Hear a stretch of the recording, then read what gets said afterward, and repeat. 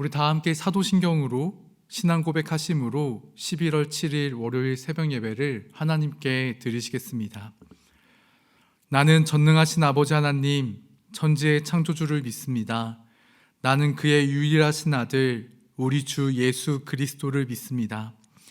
그는 성령으로 잉태되어 동정녀 마리아에게서 나시고 본디오 빌라도에게 고난을 받아 십자가에 못 박혀 죽으시고 장사된 지 사흘 만에 죽은 자 가운데서 다시 살아나셨으며 하늘에 오르시어 전능하신 아버지 하나님 우편에 앉아 계시다가 거기로부터 살아있는 자와 죽은 자를 심판하러 오십니다.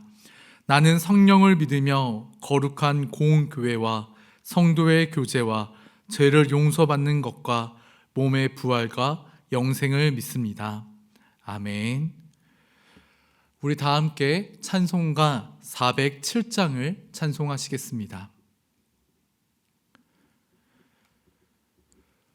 구주와 함께 나 죽었으니 구주와 함께 나 살았도다.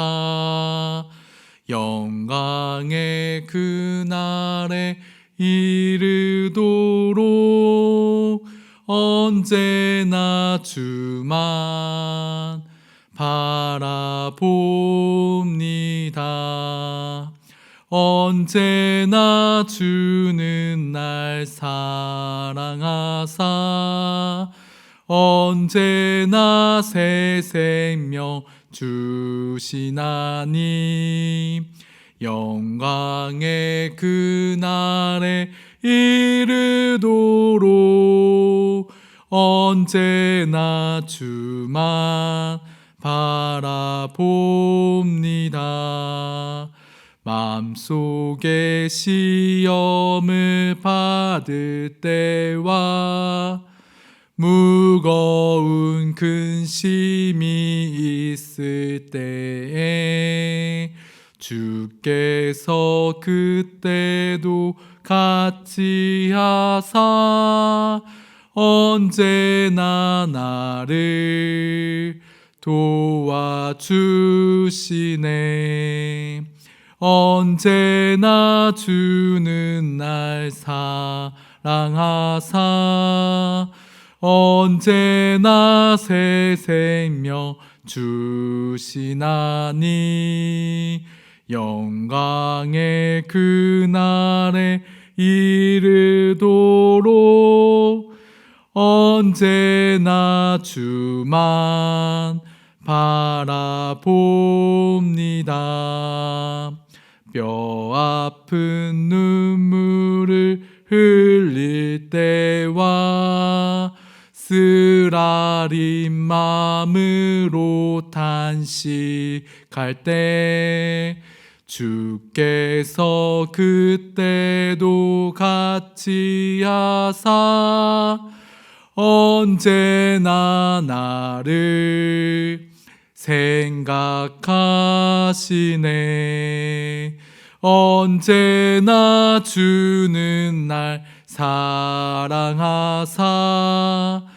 언제나 새 생명 주시나니 영광의 그날에 이르도록 언제나 주만 바라봅니다. 내 몸의 약함을 아시는 주 못 고칠 질병이 아주 없네. 괴로운 날이나 기쁜 때나 언제나 나와 함께 계시네. 언제나 주는 날 사랑하사 언제나 새 생명 주시나니 영광의 그날에 이르도록 언제나 주만 바라봅니다. 아멘.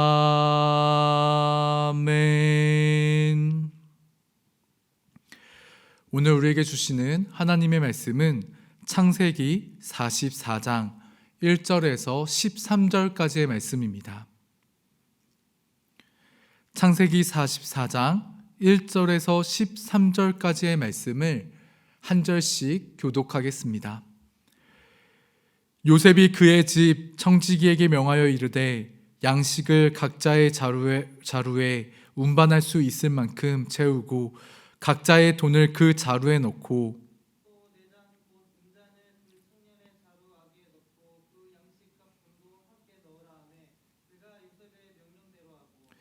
아침이 밝을 때에 사람들과 그들의 나귀들을 보내니라.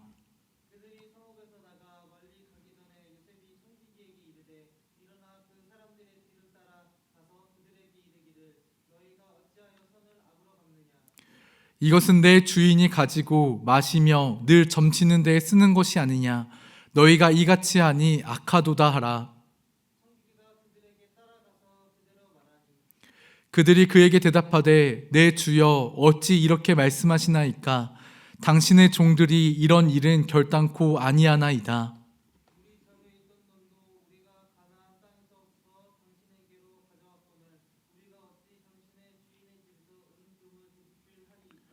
당신의 종들 중 누구에게서 발견되든지 그는 죽을 것이요 우리는 내 주의 종들이 되리이다.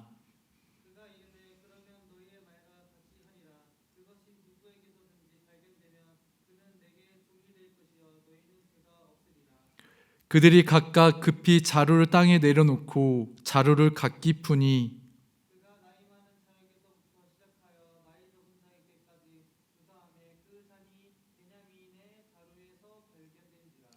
그들이 옷을 찢고 각기 짐을 나귀에 싣고 성으로 돌아가니라. 아멘.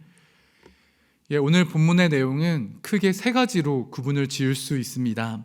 1절에서 5절까지는 계속되는 요셉의 시험, 그리고 6절에서 10절까지 애굽 군대가 요셉의 형제들을 추격하고 11절에서 13절까지 베냐민의 그 자루에서 은잔이 발견되어지는 내용을 담고 있습니다. 야곱의 아들들의 두 번째 애굽 방문을 지금 배경으로 하고 있는데, 이 야곱의 아들들이 첫 번째 애굽을 방문했을 때 요셉이 그의 형들을 정탐꾼으로 몰아붙였습니다. 그러면서 막내 베냐민을 데려오지 않으면 너희가 형제가 아니고 정탐꾼인 줄 알겠노다 라고 말을 하면서 시므온을 옥에 가두고 나머지 형제들을 집으로 돌려보냈었는데요. 그렇게 집으로 돌아온 형제들은 잠시 지내다가 먹을 것이 떨어지자 다시 곡식을 얻기 위해 이번에는 베냐민과 함께 애굽으로 돌아가게 됩니다. 애굽에서 다시 시므온과 만난 형제들은 이제 정탐꾼이라는 오해를 풀고 요셉과 함께 즐거운 만찬의 시간을 보내게 되는데, 그리고 이제 그 즐거운 시간을 보내고 집으로 돌아가려고 하는 그때에 요셉이 청지기에게 각 사람의 자루에 돈을 넣고 베냐민 자루에는 은잔을 넣어두라 라고 명령을 합니다. 요셉의 명대로 행한 청지기는 다음 날 그 형제들을 쫓아가서 책망하고 이제 베냐민의 자루에서 은잔이 발견되고 형제들 모두가 다시 애굽으로 돌아오는 내용이 바로 오늘 본문의 주요한 내용들인데요. 오늘 본문을 읽다 보면은 한 가지 질문이 생기게 됩니다. 요셉은 형들을 왜 이렇게까지 집요하게 시험하는가라는 질문이죠. 여러분, 이상하지 않습니까? 내가 요셉입니다 라고 말하고 서로 부둥켜 안고 제외하면 그냥 끝날 일인데, 계속해서 요셉은 형들을 끝까지 시험하고 있습니다. 그러니까 형들의 입장에서는 모든 것이 다 끝나고 지금 해결된 줄 알았는데 끝날 때까지 그 시험이 끝난 게 아니었습니다. 동생 베냐민을 애굽으로 데려왔고 자신들이 정탐꾼이다라는 오해도 풀었고 시므온도 풀려서 이제 그 즐거운 시간을 보냈는데 이들의 시험이 아직 끝나지 않았다라는 것이죠. 요셉은 청지기를 통해서 형들의 자루에 곡식뿐만 아니라 이들이 가져온 돈을 다시 넣게 했습니다. 그리고 베냐민의 자루에는 은잔을 넣게 하고 그리고 그들에게 할 말을 미리 알려주었던 것이죠. 너희가 어찌하여 선을 악으로 갚느냐? 너희가 이같이 하니 악하도다. 그러니까 전날 그 화기애애했던 모습은 온데간데 없고 완전히 다른 분위기로 형제들을 몰아붙이는데요. 특별히 여기서 요셉의 은잔은 단순한 은잔이 아닙니다. 그냥 먹고 마시는 용도로 사용되어지는 은잔이 아니라 점을 치는 데 사용되었던 은잔이었습니다. 고대에서는 술잔을 이용해서 점을 보는 것이 널리 퍼져 있었는데 작은 물체를 그것에 던져 나타나는 현상을 통해서 미래를 예측했다라고 합니다. 그러니까 애굽의 총리가 점을 치는 데 사용하던 그 성물, 그 은잔을 훔친 죄는 사형에 처할 만큼 큰 죄였다라는 것이죠. 상황의 심각함을 판단한 형제들은 억울함을 호소합니다. 8절과 9절 말씀입니다. 우리 자루에 있던 돈도 우리가 가나안 땅에서부터 당신에게로 가져왔거늘 우리가 어찌 당신의 주인 집에서 은금을 도둑질하리이까? 당신의 종들 중 누구에게서 발견되든지 그는 죽을 것이요 우리는 내 주의 종들이 되리이다. 아멘. 자신들은 너무나도 결백했기에 이 은잔을 훔친 자는 죽어 마땅하고 나머지 형제들은 애굽의 종이 되겠다라고 말을 합니다. 그러니까 당시 고대법에 따르면은 물건을 훔치고 배상하지 못할 경우에 몸을 팔아서 그 도둑질한 것을 배상하라라고 규정을 하고 있습니다. 그런데 지금 야곱의 아들들은 그게 누구이든지 간에 그것이 발견되면 그 훔친 사람을 죽여도 좋고 나머지 형제들 모두 다 애굽의 종이 되겠다라고 선언을 하고 있는 것입니다.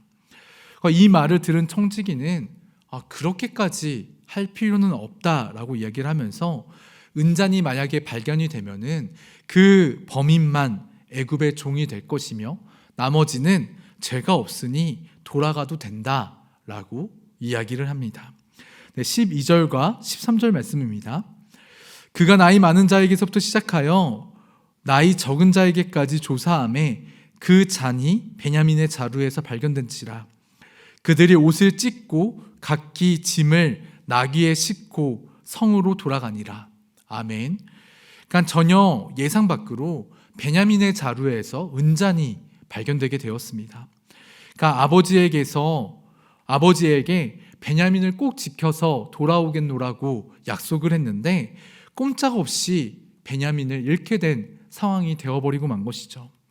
모든 것이 다 잘 해결되었다라고 생각한 그 순간에 또 다른 시험과 또 다른 어려움이 요셉의 형제들에게 찾아왔다라는 것입니다.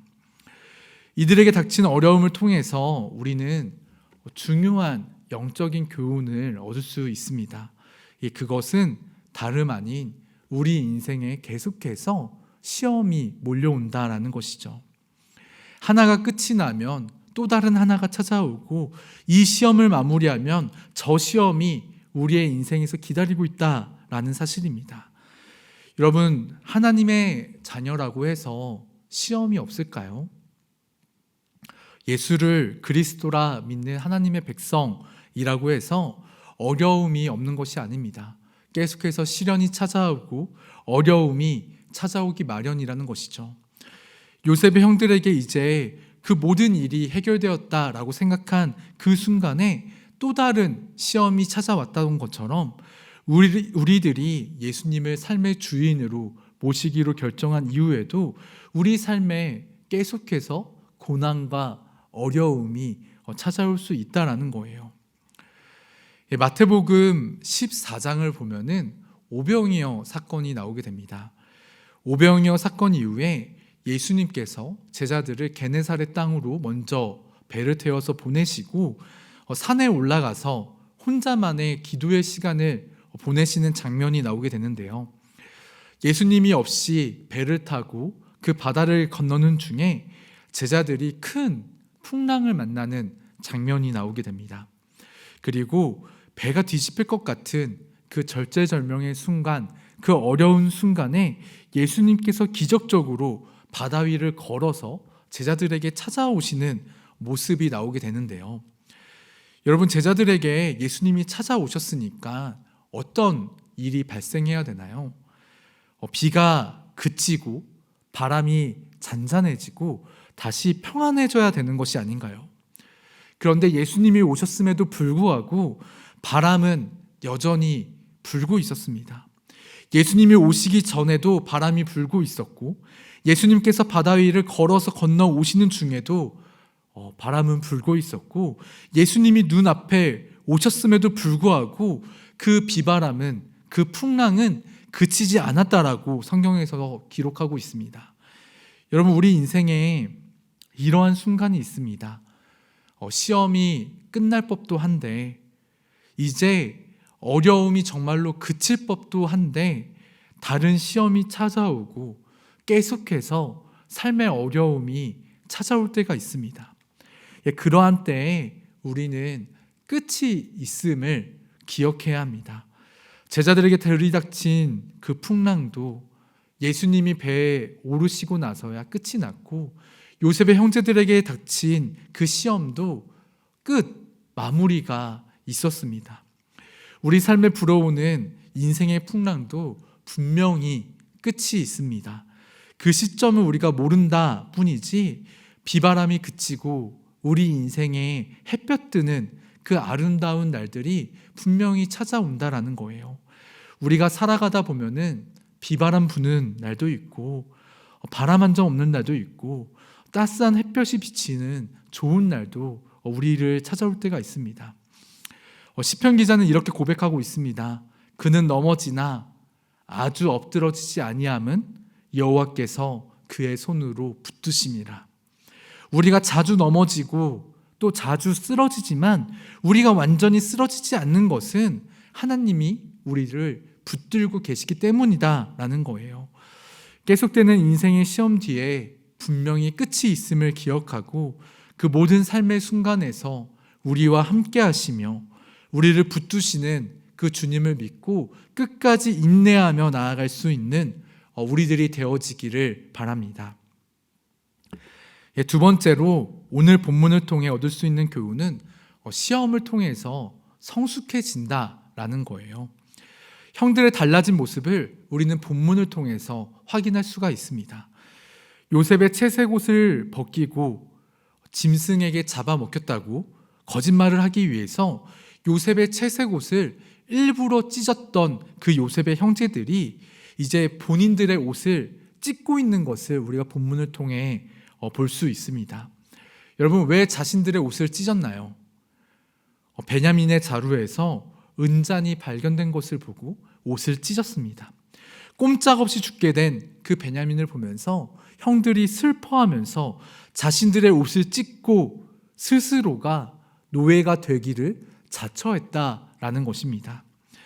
이전에는 요셉을 노예로 팔아넘겼던 그들이 아무렇지 않게 동생을 애굽에 팔아버릴 정도로 냉정하고 잔인하였던 그 형들이 이제는 자진해서 노예가 되는 길로 선택을 하였습니다. 이렇게 중첩되는 서로 다른 두 사건을 통해서 형들이 얼마나 변화되었고 달라졌는지 우리가 확인할 수가 있다라는 것이죠. 여러분, 시험은 우리들을 성숙하게 만듭니다. 인생의 고난과 그 시련 속에서 요셉이 하나님 앞에서 단련되어지고 훈련되었던 것처럼 형들 또한 하나님께서 그들의 삶을 만지시고 훈련시키고 계셨다라는 것이죠. 형들을 시험한 요셉이나 시험을 통과한 그 형제들이나 모두가 다 하나님의 돌보심 아래에 있었다라는 것입니다. 요셉의 시험은 다른 한편으로 기회였습니다. 형제들에게는 용서받을 기회, 그리고 요셉에게는 용서할 기회였던 것입니다. 하나님의 뜻 가운데 겪는 시험은 이처럼 우리를 성숙하게 만들고 더 강하게 만들기 마련입니다. 시편 기자는 이렇게 고백합니다. 고난 당한 것이 내게 유익이라. 이로 말미암아 내가 주의 율례들을 배우게 되었나이다.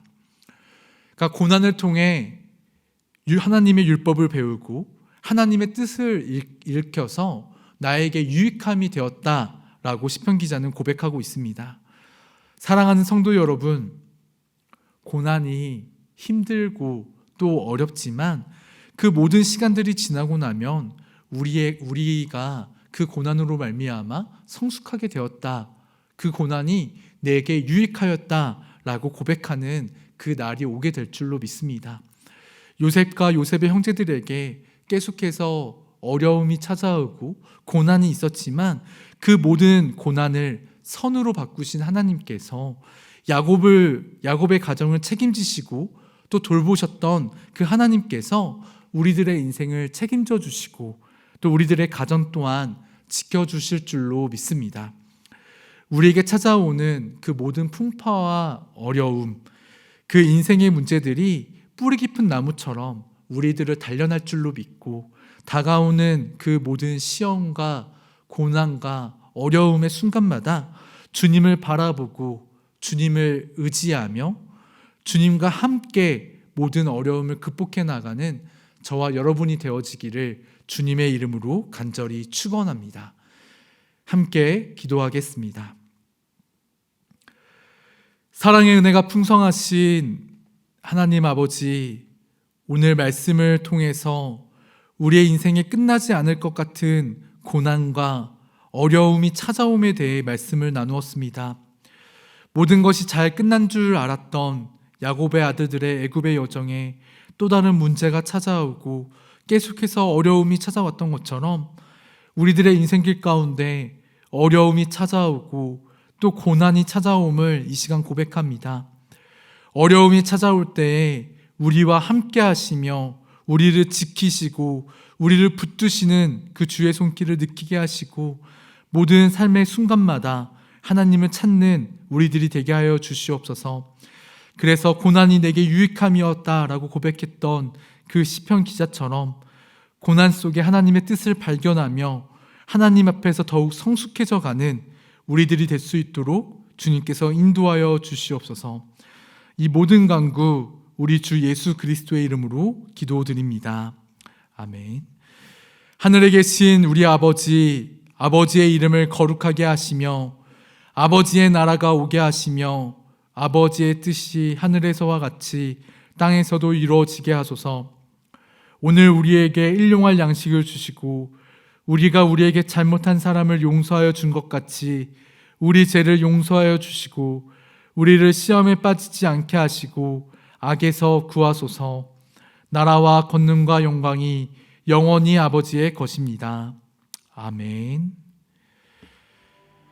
네, 우리 이 시간 주신 말씀을 놓고 기도하며 나가겠습니다.